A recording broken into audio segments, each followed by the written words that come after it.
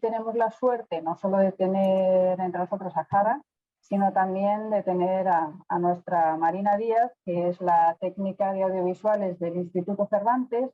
Y para quien no sabe cómo funciona esta institución desde dentro, Marina es quien desde Madrid apoya, alimenta, propone, sugiere, acompaña a las personas que desde los centros de todo el mundo hacen la programación audiovisual.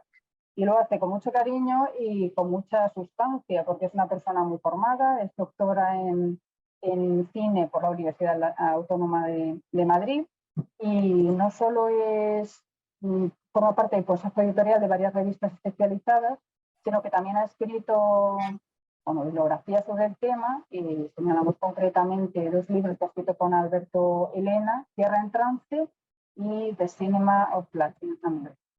Entonces, no digo más, quiero agradecer la presencia de todas las compañeras de Mujeres Cervantes de Milán y del mundo, nuestra directora, que es también una mujer Cervantes. Otra vez.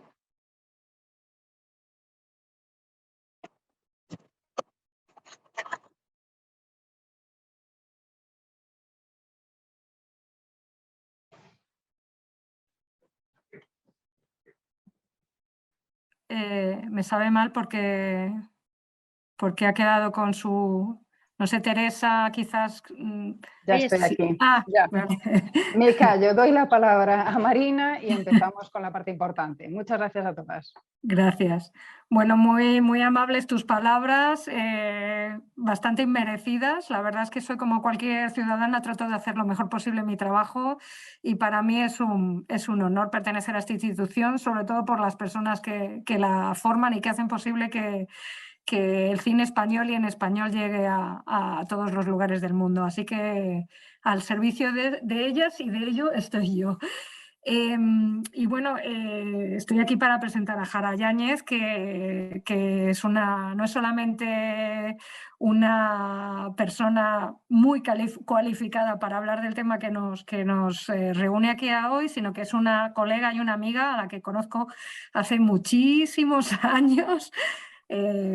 Aunque ella es mucho más joven que yo, y bueno, he tenido el placer de compartir con ella el crecimiento en el conocimiento, que siempre es algo muy gozoso, y creo que esa complicidad hace que las investigadoras también podamos llegar a otros lugares que igual antes no eran tan sencillos. Jara la conozco porque ella proviene también de la Universidad Autónoma de Madrid, como yo.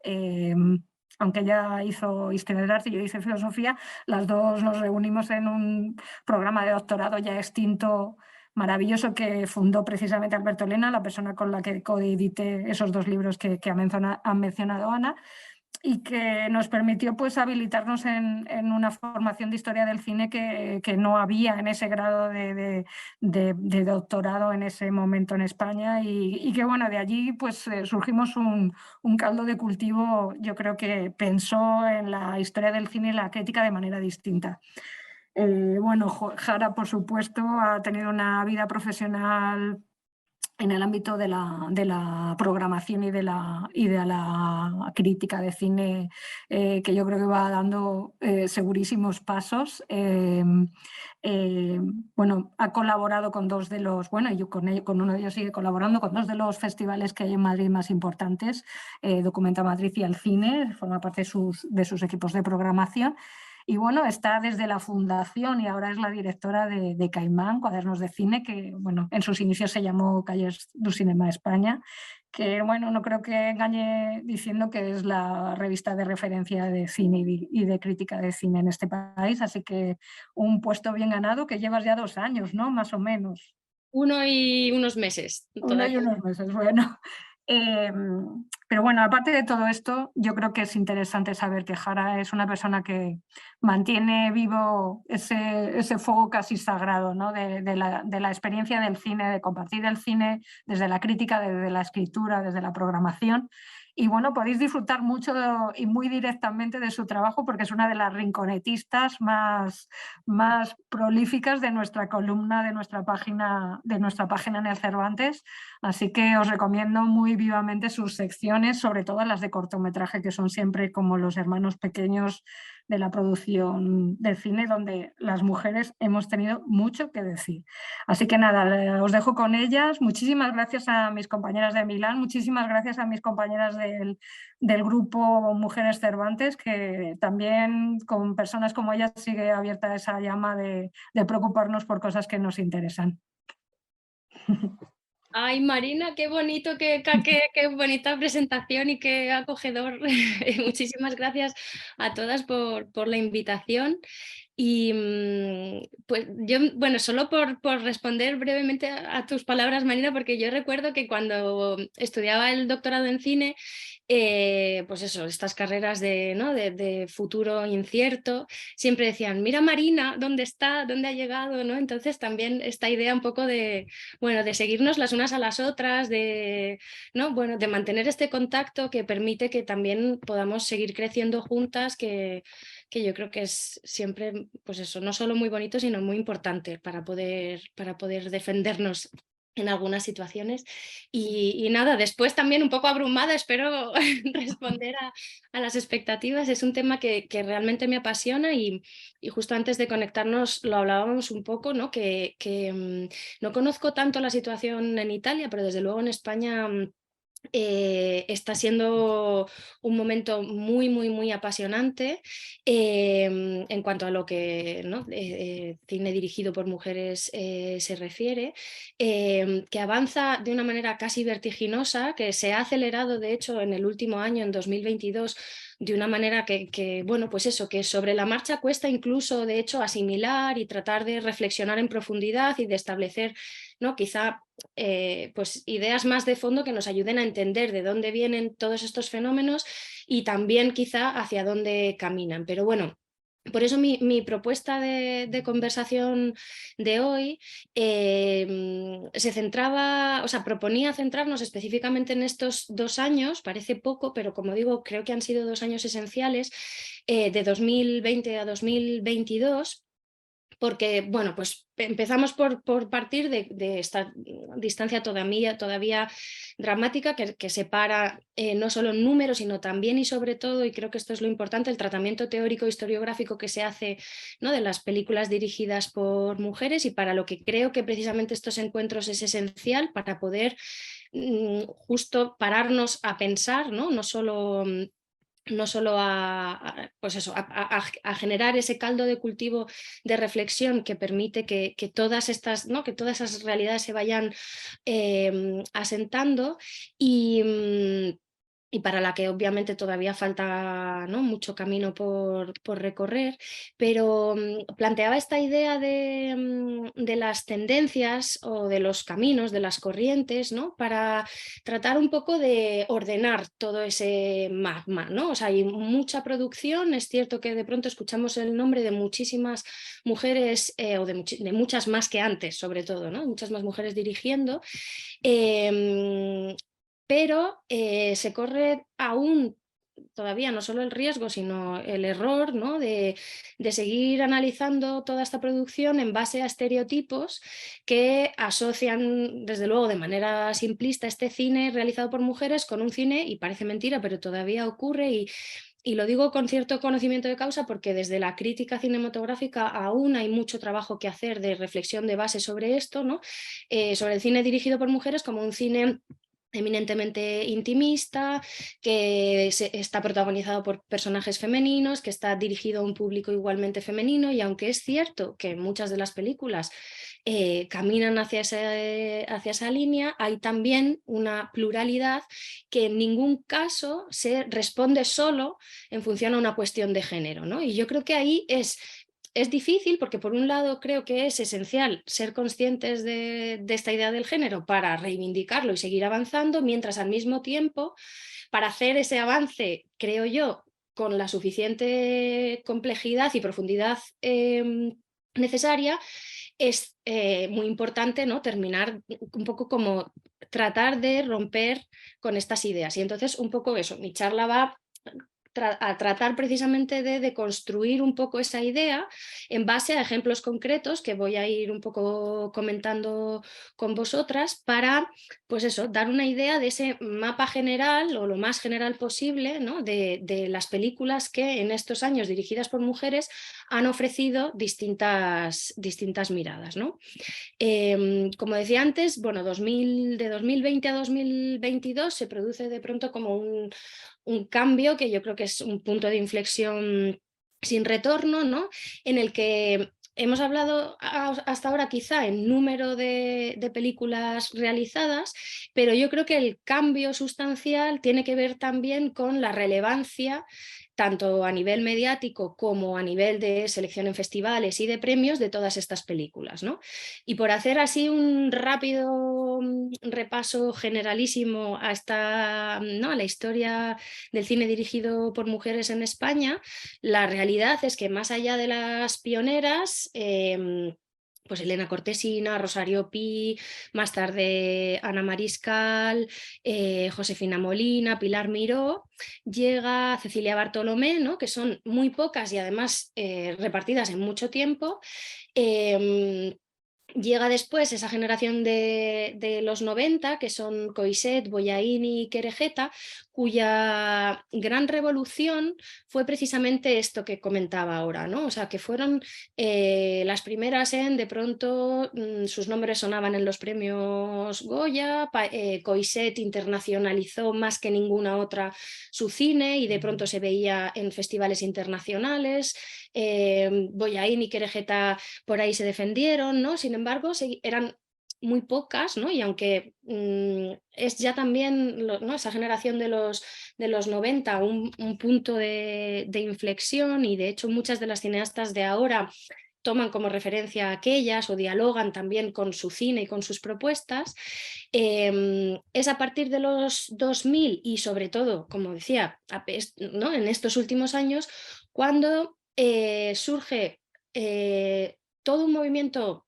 mucho más amplio, ¿no? de cineastas que además la mayor parte de ellas, y esto es muy interesante también, se conocen, trabajan las unas con las otras, han estudiado juntas o son alumnas de otras, ¿no? En los 2000 tenemos a Marcol, Judith Colel, Nelly Reguera, Elena Trapé, que son, ¿no? cineastas que siguen en activo ahora, pero que empiezan en esos años y que ahora también compaginan su labor como directoras con la docencia. De manera que de alguna manera se va retroalimentando también esto que muchas veces hablamos de los referentes, ¿no? Lo importante que es que las cineastas de hoy tengan donde mirarse, ¿no? Una referencia del pasado que realmente sirva para crecer, ¿no? Y bueno, pues es casi como un sistema de referencias y de influencias que funciona en el mismo momento, ¿no? O sea, todas pertenecientes a una generación u otra se encuentran trabajando en el mismo momento, pero se van dando réplicas de alguna manera, ¿no? Entonces, bueno, pues un poco eso, ya digo, así rapidísimamente, porque creo que si no, nos detendríamos, o sea, sería demasiado detenernos en esta parte como de revisión del modo en el que las mujeres han ido tomando posiciones. Creo que sí que da una idea este repaso básico, ¿no? del modo en el que de 4 nombres aislados que hay que de alguna manera buscar para rescatar, y que también en los últimos años se ha hecho un esfuerzo específico, creo que incluso también desde el Cervantes, ¿no? de rescatar sus filmografías y ponerlas en el mapa. A partir de los 90 y ya como en ascenso continuo y casi de una manera vertiginosa en los últimos años, el cine dirigido por mujeres en España toma un nuevo rumbo y tiene eso, una visibilidad mucho más evidente. Bueno, lo que os voy a proponer ahora era, lo hablaba antes, ¿no? Para tratar también de colaborar a romper esos ciertos estereotipos, establecer un mapa de corrientes que ahora os voy a anunciar un poco como los títulos generales y explicarlos brevemente, pero bueno, que tienen que ver, por un lado, con los aspectos narrativos o temáticos hacia los que estas películas de los últimos años han tendido, pero también a elementos que tienen que ver con las formas, con la estética, ¿no? Y entonces, bueno, pues ver ahí cómo hay películas que se expresan desde quizá los márgenes o con una intención independiente, pero cómo también hay cineastas mujeres que buscan un perfil más claramente comercial, que lo pelean, que a pesar de todas las dificultades de, sobre todo, financiación, y ahí la brecha es otro universo en el que no vamos a entrar, pero que hay que tener muy, muy presente, ¿no? O sea, hay estudios, sobre todo, ¿no?, los que formaliza CIMA, en los que se analizan qué presupuestos manejan las mujeres frente a qué presupuestos manejan los hombres, y sigue habiendo ahí también una brecha enorme por suplir. Pero bueno, como también hay determinadas películas dirigidas por mujeres que dialogan en ese territorio más claramente comercial, como nunca antes había ocurrido.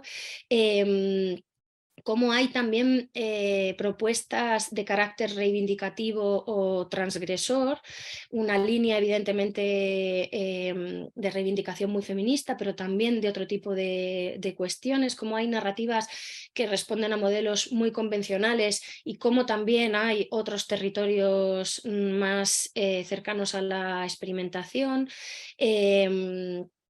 En fin, por decir un poco, ¿no?, todos estos epígrafes que me gustaría desarrollar, aunque fuera brevemente, encontrábamos por un lado esas propuestas que se acercan a una denuncia feminista e incluso que reflexionan sobre la posibilidad de establecer nuevas genealogías. Ahora desarrollaré todo esto.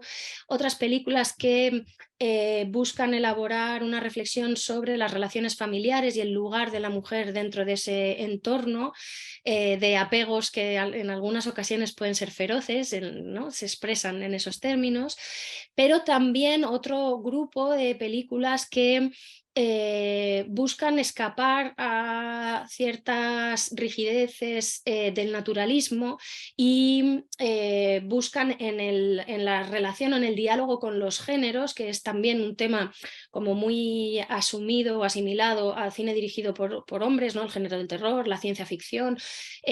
Pues también hay mujeres que buscan escapar del naturalismo o a partir del naturalismo y dialogar con esos otros lenguajes. Como hay películas dirigidas por mujeres que reflexionan sobre la masculinidad también, ¿no? En esto, pues eso, hay películas de mujeres con protagonistas exclusivos hombres y que precisamente ofrecen una reflexión sobre esto. Lo decía antes, transgresiones y rarezas, algunas de ellas que tienen que ver también con la reflexión en torno a la realidad queer y todo lo que, ¿no?, en ese territorio hace falta por avanzar, cómo asumen la reivindicación feminista asumida, o sea, relacionada también con el LGTBI+. Otra parte también de películas que dialogan con la madurez, con todo lo que tiene que ver con el paso del tiempo y la vivencia de la vejez. Y por último también, esto que antes adelantaba un poco, películas que encuentran su lugar dentro de una industria y de un perfil comercial que, bueno, pues con todas las limitaciones, sí que, bueno, pues tienen buenos resultados en taquilla, ¿no?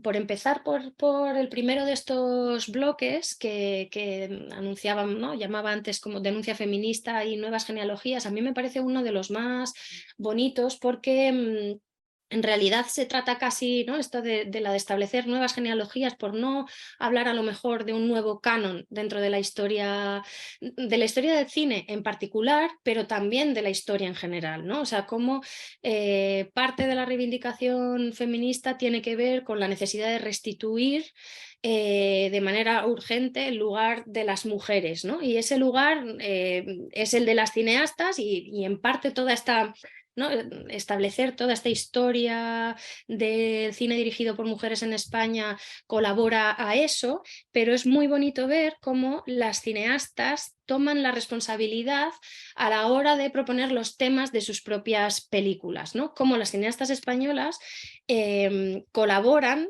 y han colaborado en este en este breve arco de tiempo, ¿no? A poner en el mapa los nombres de algunas figuras de la historia, la política, la literatura, la ciencia o las artes de nuestro país que, si no es porque ellas las cuentan, esas vidas y esas trayectorias profesionales no existen, ¿no?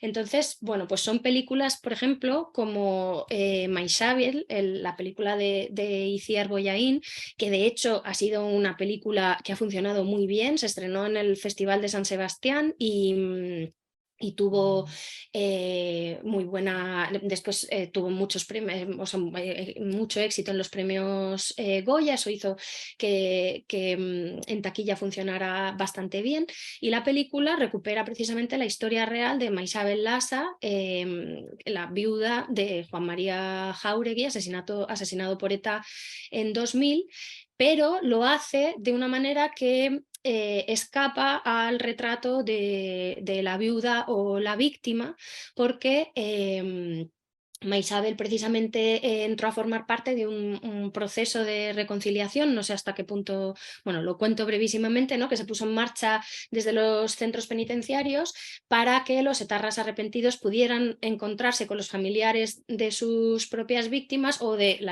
otras víctimas y de alguna manera generar ahí un proceso de sanación, ¿no? Y de reconciliación.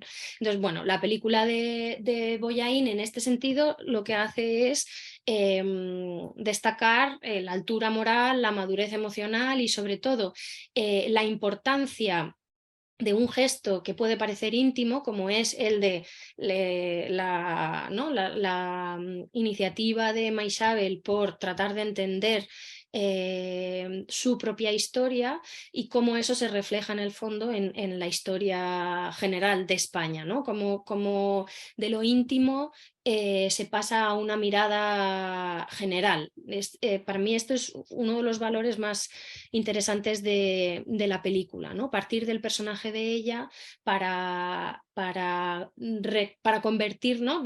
A superar esa mirada como viuda y víctima y convertirla en una mujer que asume, reflexiona y hace avanzar toda ¿no? la situación tan difícil, ¿no? A nivel político que tiene que ver con el conflicto de ETA en el País Vasco.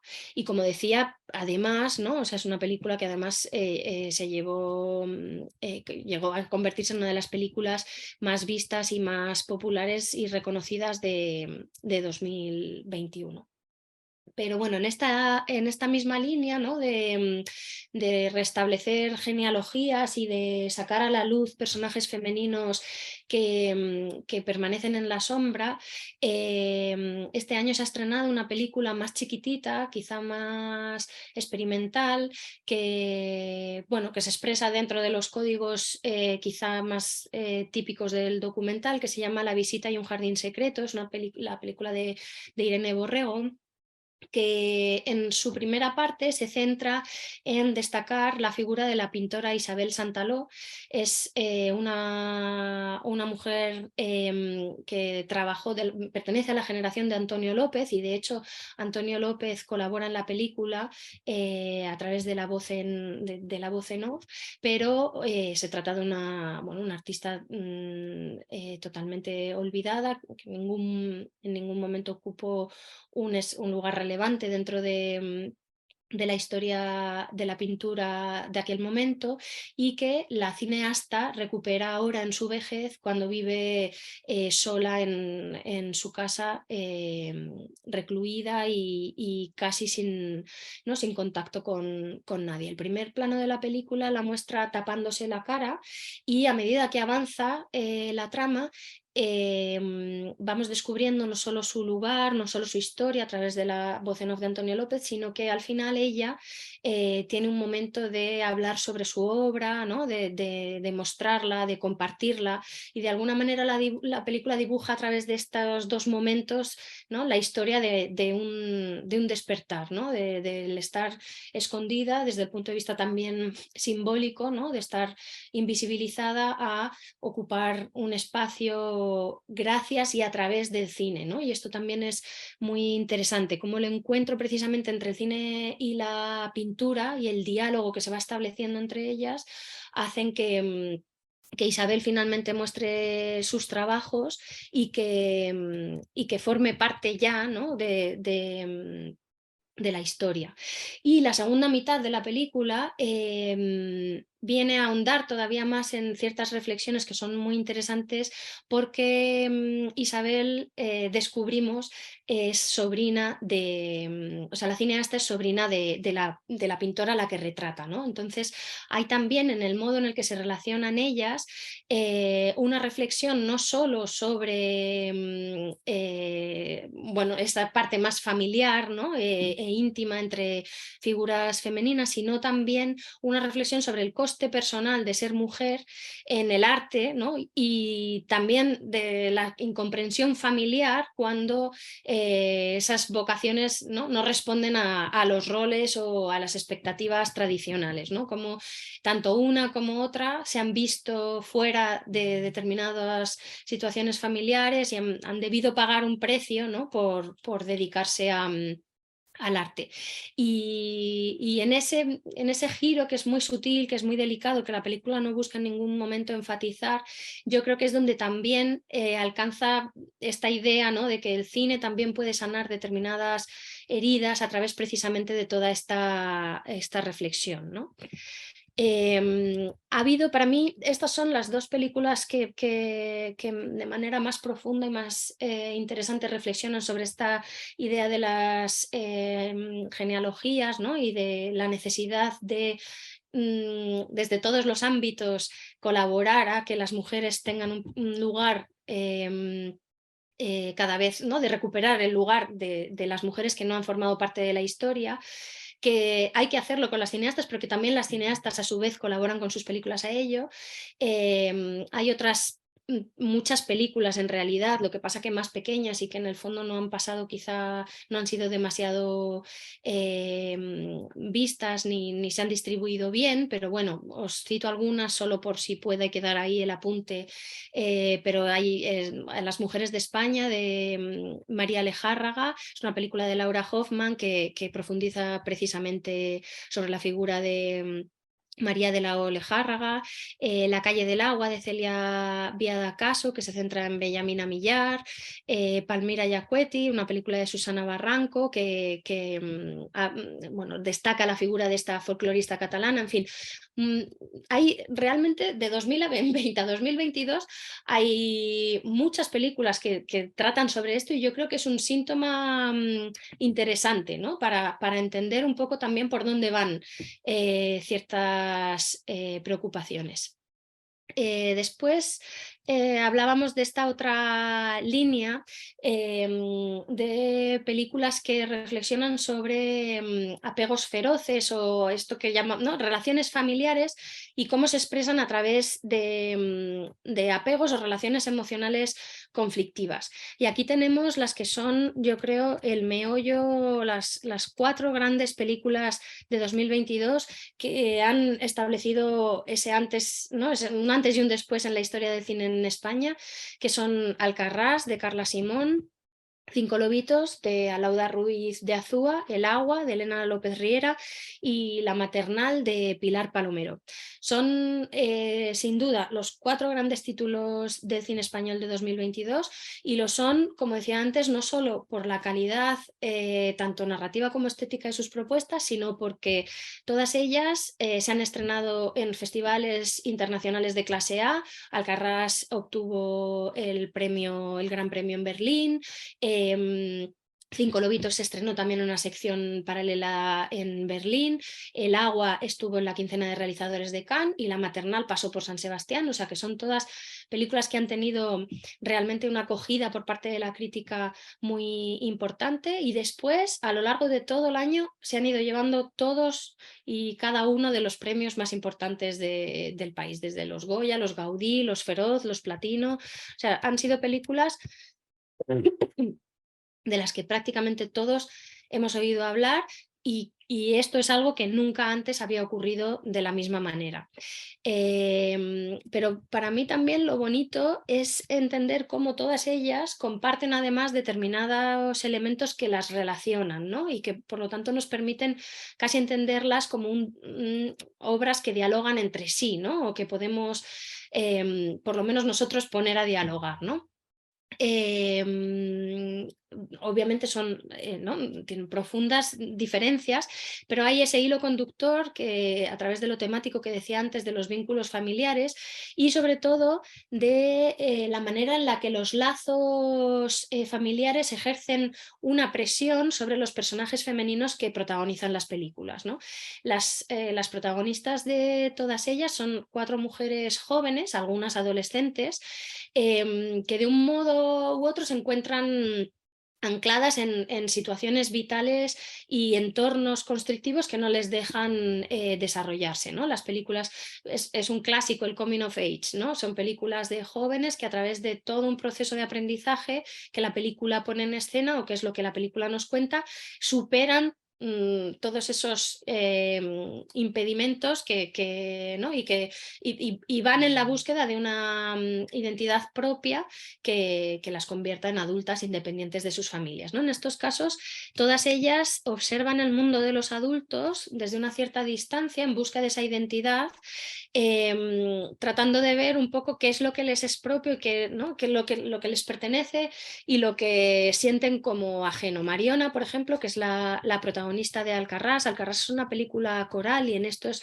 muy, muy bonito ver cómo, a pesar de ser coral y de trabajar sobre el ecosistema de la familia entera, Mariona, que es la adolescente, es la que guía el desarrollo de la película porque es a través de su mirada que vemos las distintas situaciones, ¿no? Y es lo que decía antes, es esta mujer observando el mundo de los adultos y sobre todo terminando con esa idea, esa idealización, ¿no? de ese mundo de los adultos que muchas veces los niños tienen, y todo ese descubrimiento bueno, pues de las situaciones que los adultos realmente no gestionan bien y que ella un poco desde fuera es capaz de ver. La película de Carla Simón, que bueno, Carla Simón había dirigido antes Verano 1993, tiene también algunos elementos autobiográficos porque se desarrolla en la zona de Segrià, en Lleida, que es donde nació Carla Simón, y habla sobre la realidad de los agricultores, es un tema también principal en la película, además de los vínculos familiares, ¿no? Sobre bueno, la desaparición de la agricultura en determinadas zonas y que corresponde con lo que sus abuelos tíos, eran. Por lo tanto tiene también esta parte como autobiográfica que había también en Verano del 93, pero lo lleva mucho más allá. Y bueno, y después las películas de Ruiz de Azúa, de López Riera y de Palomero, o sea, Cinco lobitos, El agua y La maternal, son también películas que trabajan sobre las relaciones particulares entre madres e hijas, aquí sí que mucho más focalizadas en este territorio, ¿no?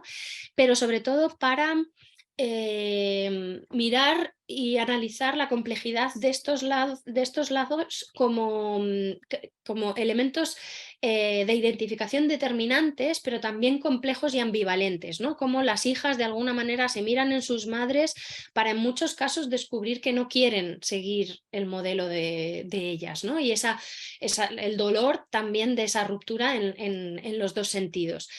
Amaya, por ejemplo, la protagonista de Cinco lobitos, que acaba de ser madre y que no es madre primeriza, y todas las inseguridades que genera en torno a eso se combinan con la necesidad de cuidar a su madre, que a su vez está enferma, ¿no? Entonces es ese traspaso de roles entre madre e hija, hija y madre, como la hija se ha convertido en madre, ¿no? Y entonces toda la reflexión sobre la maternidad, pero cómo también de pronto tiene que convertirse en cuidadora de su madre y al mismo tiempo, y esto es otro de los grandes temas que vemos en el cine dirigido por mujeres de estos años, es por un lado cómo compaginar todo esto con las ambiciones laborales y sobre todo con las dificultades para configurar un nuevo modelo de relación de pareja, ¿no? Distinto también al de los padres. Y aquí hay otra vez en Cinco Lobitos ese diálogo con las otras generaciones. Para mí esto es muy sintomático de cómo la revolución, ¿no?, feminista se va colando de manera muy sutil, y estas cineastas trabajan sobre ello,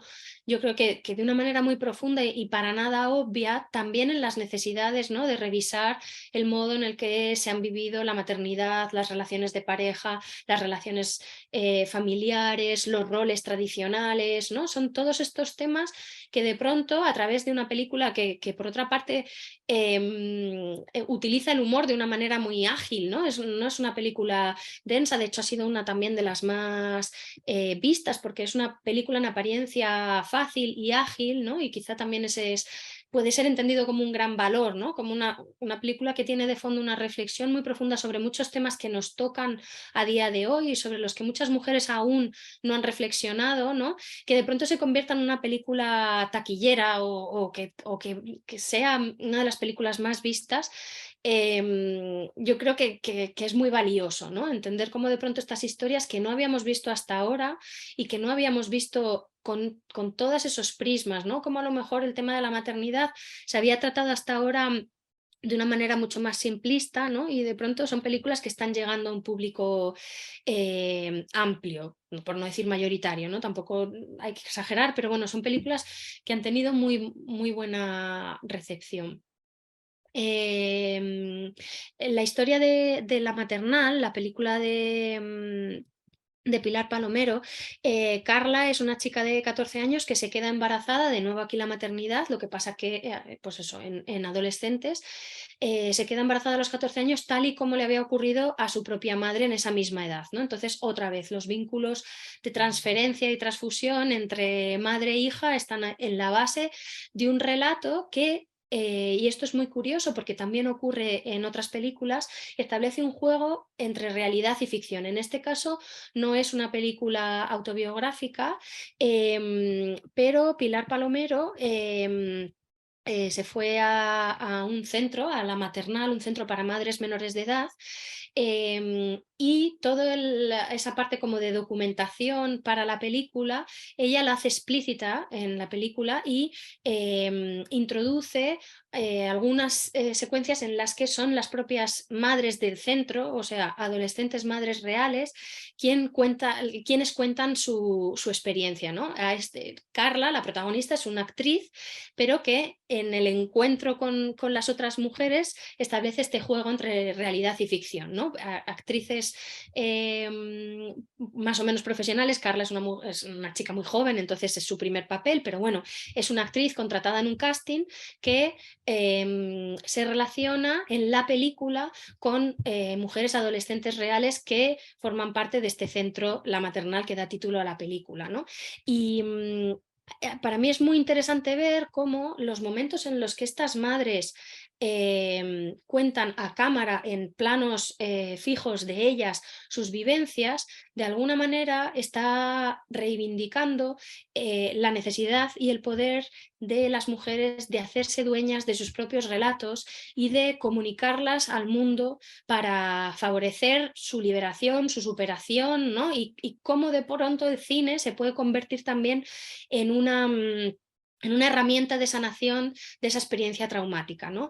Y casi en paralelo también a como veíamos que podía serlo para Isabel, la pintora que nunca consiguió el reconocimiento que se merecía y que a través del cine de pronto puede encontrar un lugar en el mundo, aunque sea tarde, de la misma manera aquí que sean las propias adolescentes madres las que cuenten sus historias frente a la cámara, en una historia que es de ficción, porque si fuera un documental sería otra cosa, pero es precisamente este juego entre realidad y ficción lo que hace que realmente ese momento sea mucho más poderoso, ¿no? Que de verdad sea una reivindicación de la voz específica de las mujeres para contar nuestras historias, ¿no? Y en esto establece a su vez hay algo muy parecido en El agua es la película de Elena López Riera, que narra también la historia de una joven que vive en un pueblo, que se siente también constreñida por las limitaciones de este pueblo, pero que se combina esta parte de ficción también con otra de realidad, porque en este pueblo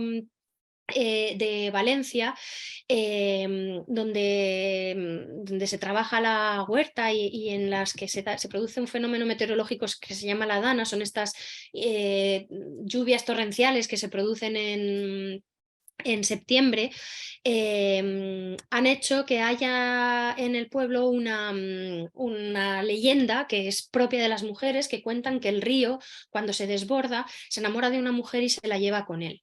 Y esto, que tiene algo que ver con el deseo, ¿no? Y con una imposición, una especie como de relato que de alguna manera asustaba a las mujeres ¿no? A liberar también esa parte de deseo femenino, pero Elena López Riera hace una estrategia muy parecida a la que contaba antes de Pilar Palomera en La maternal y pone los primeros planos de estas mujeres contando, ¿no? Narrando este relato, que es un relato oral que se traspasa de mujer a mujer, pero que pertenece a esa esfera muy íntima que hasta ahora nadie ha contado, ¿no? Y que entonces, bueno, pues otra vez el valor de la película, más allá de la historia que cuenta, más allá de otro montón de cosas que también tiene, ¿no? Está de base esa reivindicación de la voz de las mujeres por apropiarse del relato, por hacerlo suyo, ¿no? Y que es casi como una reflexión metacinematográfica, porque en el fondo es lo que están haciendo también las propias cineastas a la hora de contar sus historias.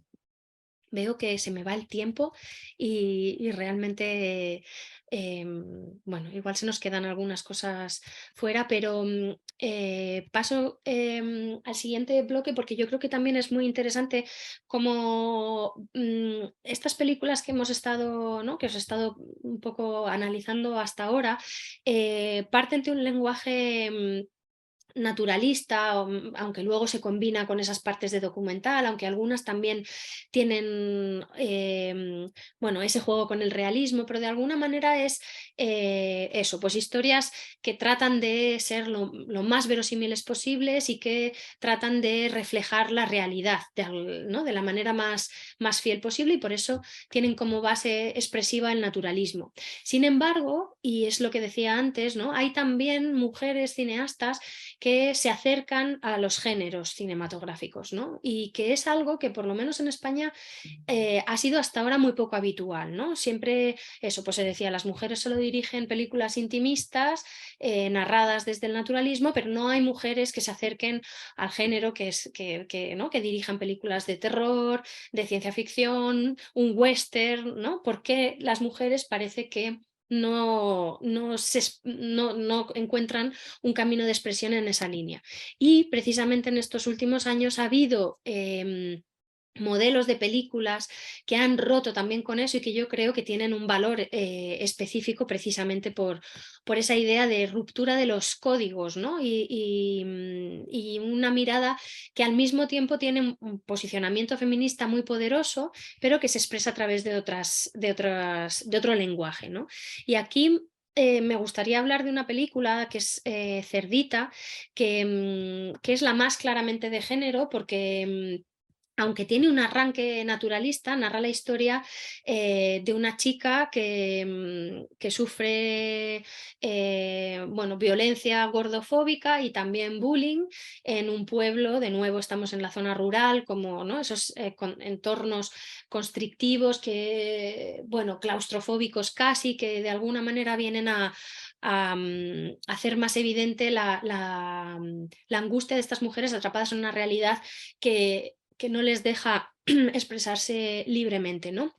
Pero Cerdita es una película muy física que, como decía, empieza en tono naturalista, narrando el día a día de esta mujer en el pueblo, pero de alguna manera toda la violencia contenida que se va generando en torno a las violencias que ella sufre, acaban por destaparse y explotar en un final de carne rota y de sangre ¿no? y de vísceras que en el fondo están poniendo en evidencia esta necesidad de ruptura, ¿no? De salir de los estereotipos, de ser capaces de contarnos de otra manera, de inventarnos nuestro lugar en el mundo, ¿no? Sobre todo de todas estas adolescentes de las que estamos hablando, de pensar que su futuro está más allá de lo que sus familias y sus entornos, tanto culturales como familiares, les imponen, ¿no?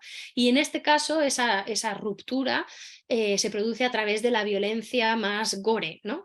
Entonces, bueno, pues es una película que también se vio en el Festival de San Sebastián y que hace, pues eso, la explosión de la carne, la sangre y la violencia como un mecanismo de liberación y de reivindicación feminista muy, muy, muy poderoso, que yo creo que abre el camino para otras muchas que seguro que a partir de ahora se expresarán en esos mismos términos. Por avanzar con el siguiente grupo y quizás paramos para también abrir la conversación ¿no? a todas, pero sí que me parecía interesante hablar de eso que ya había anunciado antes, ¿no? de esas películas que también se acercan al estudio de las masculinidades, ¿no? Películas que en el fondo miran a lo masculino como un territorio más que de construir desde la mirada del feminismo, ¿no? O sea, hemos visto la deconstrucción de lo rural, la deconstrucción de la transmisión familiar y también cultural, la deconstrucción de los referentes expresivos, la deconstrucción de la historia, ¿no? Todo se trata en el fondo de esta especie, ¿no? de inventar otras maneras a partir de la revisión de lo que se ha hecho hasta ahora. Y en este caso son películas, por ejemplo, como Basil, es una película de Avelina Prat que se centra en dos hombres adultos y solitarios que de alguna manera se rescatan el uno al otro, ¿no? Son dos náufragos, dos hombres sin rumbo, esos solitarios, un inmigrante búlgaro que vive en la calle y un arquitecto jubilado y viudo bueno, que ha decidido vivir absolutamente incomunicado frente al resto del mundo y que en su encuentro, en su amistad, en su sororidad, ¿no? y en su vulnerabilidad, de pronto encuentran otras maneras de expresarse, otras maneras de contarse a sí mismos a través del otro, de la relación con el otro, y otras maneras de escapar en el fondo a un sufrimiento que tiene que ver con lo que de nuevo la sociedad y la cultura les ha impuesto también a ellos, ¿no? Y yo creo que esta es quizá ya para cerrar una reflexión que yo creo que es muy valiosa, ¿no? De entender cómo bueno, aquí hay un podcast que recomiendo siempre que se llama Los hombres de verdad tienen curvas, de Clara Serra, que hace ese acercamiento al feminismo a través de lo masculino, ¿no? Como en el fondo reverso perverso de la misma situación, ¿no? Y como, bueno, pues estas películas son capaces de reflexionar precisamente sobre eso, sobre cómo hay mucho machismo también en la manera en la que se nos han contado los hombres y en la manera en la que ellos también se han expresado a lo largo de todo este tiempo. Entonces, bueno, pues son películas que de alguna manera vienen a deconstruir toda esa parte también muy, muy importante.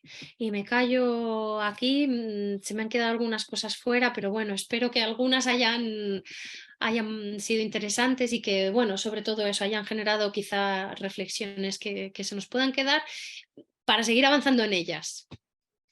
Pues, Jara, yo creo que nos has dado, bueno, un mapa súper emocionante y además me encanta porque nos has contado las películas, pero nos ha dado más ganas de verlas, las que no hemos visto, por lo menos a mí, yo quiero verlas todas. De hecho, pedían, por favor, nos podéis dar la lista, que ya os mandaremos y después cuando publicaremos el vídeo.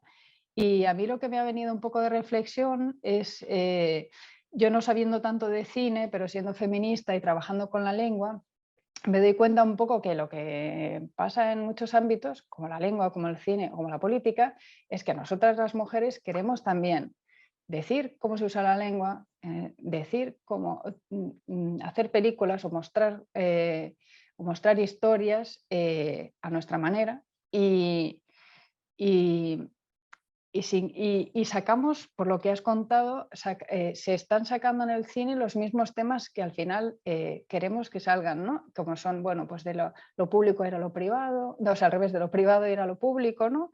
El hacernos dueñas de nuestro propio relato, ¿no? Que es un poco también lo que pasa con el Me Too, ¿no? Como esta explosión que ha habido en las redes sociales de yo quiero contar mi versión, yo quiero sentirme parte de algo, ¿no?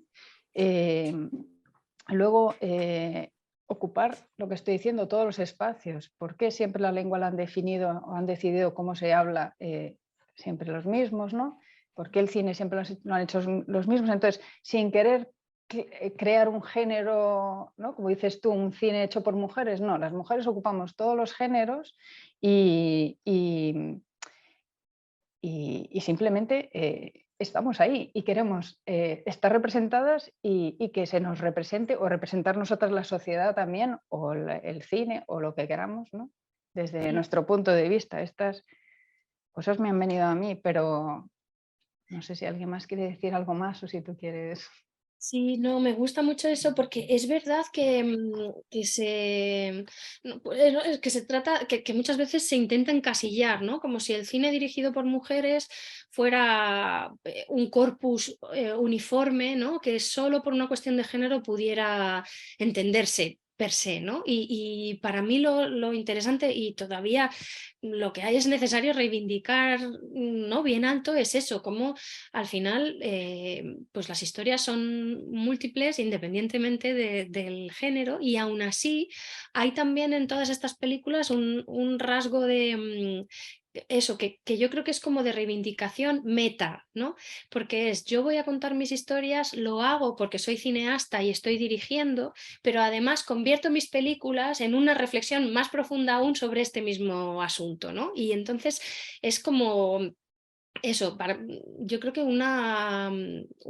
bueno, pues un momento muy valioso también que nos sirve para seguir avanzando en toda esta reflexión feminista que muchas veces nosotras mismas tenemos que también interiorizar, ¿no? Y no sé, es como, sí, una relación para mí muy de tú a tú con las cineastas, ¿no? Muy interesante en ese sentido. Otra cosa bonita, si nadie dice nada, que se me ha ocurrido es que el cine me gusta porque es una producción muy coral, ¿no? Muchas personas participan y hay un libro de una feminista italiana, Michela Murgia, que es para un poco para adolescentes, que se llama Noi siamo tempesta, ¿no? Somos una tormenta. Entonces lo que dice es, nos han vendido siempre que la historia la han hecho pues, un general, un rey, un tal, y sin embargo la historia se ha hecho siempre a bollo, ¿no? Muchas personas. Entonces, pues hace pequeños capítulos, alguno de los que menciona pues, es las madres de la Plaza de Mayo o cómo se creó Internet, ¿no? Cómo son personas juntas que hacen que sucedan las cosas, ¿no? Entonces es bonito, como te ha presentado Marina, como tú has hablado, ¿no? de otras cineastas que a su vez se forman entre ellas, ¿no? Y que el hecho de que haya referentes hace que pues, las niñas a lo mejor les vengan más ganas de dirigir y bueno, no sé, me ha parecido bonito el inicio y pensé que podría ser una buena reflexión. Son referentes, eso, también a nivel educativo entre ellas. Es muy bonito ver cómo en los títulos de crédito de las películas, al final, la que colabora, ¿no? Una escribe el guión de la película de la otra y luego se intercambian los roles, o la que ha sido profesora después le asesora, o incluso la dire de foto de una de las películas luego le pide a la otra intercambiarse también, ¿no? O sea, hay eso, el sentimiento de que, bueno, de darse la mano las unas a las otras para salir todas, ¿no? Como de hacer equipo y es una realidad súper bonita. Hay como mucha más cohesión en Barcelona. No sé si al ser una ciudad más pequeña puede responder a eso, pero es verdad que al final están todas ellas interconectadas, se conocen, se respetan un montón. Y hay una cosa también muy interesante que se me ocurría escuchándote, y es como esto que tú decías de cómo se han contado las historias, cómo los hombres han establecido un lenguaje, ¿no? No solamente un relato histórico, ¿no? De cómo explicar las cosas, cómo explicar la historia, pero también cómo explicar los afectos, cómo explicar las relaciones de pareja, cómo explicar, ¿no? Todo eso, pero también un lenguaje que se expresa en las formas del cine, ¿no? Pues los géneros cinematográficos, el tipo de planos, todo eso que, claro, sería quizá un tema para una charla solo y larguísima, ¿no? Pero cómo el cine dirigido por mujeres tiene también una ambición de ruptura a nivel de lenguaje fílmico, como busca no solo contar otras historias y desde otros puntos de vista, sino también de contarlas a través de otras herramientas fílmicas. Y por eso, cuando Cerdita, por ejemplo, se acerca al género del terror, no lo hace según los códigos tradicionales del terror, sino que lo hace conociendo esos códigos del género del terror para deconstruirlos y reapropiarse de ellos para contar la historia de otra manera, ¿no? Para mí eso es también muy, muy bonito, ver cómo también a nivel de formas, a nivel de lenguaje cinematográfico, hay rupturas que son muy poderosas, que están rompiendo realmente, ¿no? Deconstruyendo todos esos relatos hasta ahora masculinos, ¿no? Y que por lo tanto hacen que la ruptura sea mucho más profunda. No solo se nos están contando otras historias, sino que se nos están contando de otras maneras, ¿no? Entonces, es también hay una doble revolución de alguna manera, ¿no? Bueno, Jara, eres súper estimulante. Podríamos hacer un ciclo solo contigo, la verdad. No, ¿sabes también lo que pensaba mientras preparaba la charla? Claro, me gustaba mucho utilizar los ejemplos específicos porque creo que al final es a través de ellos que se entienden todas estas cosas, pero claro, no sabía hasta qué punto las habríais visto, las películas o no, y claro, me da pena porque igual así en abstracto, ¿no? Igual si luego, o sea, una vez vistas es más, bueno, pues eso, que a lo mejor se entiende con más profundidad o mejor, pero sí, espero que al menos os hayan dado eso, lo que decías, ¿no? Las ganas de ver esas películas y de pensarlas de otra manera. Eso seguro. Ahora ya te digo, editaremos un poco el vídeo, lo publicaremos con la lista de las películas, veremos todas las películas y luego volveremos a escuchar tu charla para aprender otra vez de otra manera. Bueno, pues creo que nada más. Hemos llegado ya casi a las 7. Veo que la gente se despide y da las gracias. Y nada más, que muchísimas gracias. A vosotras del público os invitamos a las otras 2 charlas que tratarán también sobre cine, sobre imagen y sobre lenguaje. Y nada más, que seguimos aquí rebeldes con nuestros encuentros y trayendo a gente estupenda como a Jara. Muchísimas gracias, un placer de verdad y ánimo, que es muy bonito todo esto que hacéis. Bueno, gracias. Chao. Chao.